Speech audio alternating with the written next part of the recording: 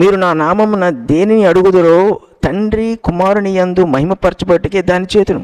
ఇప్పుడు నా నామమున దేనిని అడుగుదురో, ఎవరిని అడుగుదురో అంటలేదు ఇక్కడ 13వ వచనంలో. ఇక నా నామం అంటే అర్థం ఏంటి? నా నామము అంటే ఆయనకే చేయటం అని, ఆయననే అడగటం అని.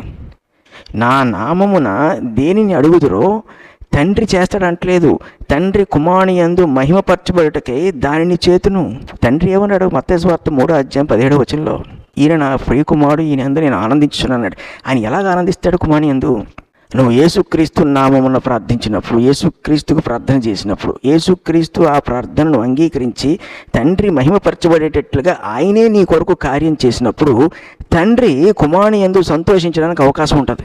నువ్వు తండ్రి యేసు ప్రభు దేవుడు కాదు, ఆరాధించకూడదు, ఆయనకు ప్రార్థన చేయకూడదంటే తండ్రి కుమారుని యందు ఆనందించే అవకాశాన్ని నువ్వు పోగొట్టేస్తున్నావు. అప్పుడేమవుద్ది?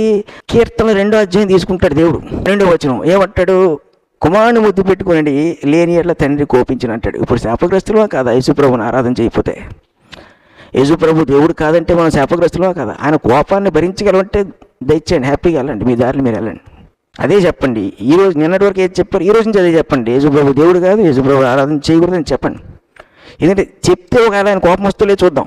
ఇది జోక్ కాదు, క్రిస్టియానిటీ అనేది జోక్ కాదు, యేసుక్రీస్తు ప్రభు జోక్ కాదు, తండ్రి అయిన దేవుడు హాస్యం కాదు.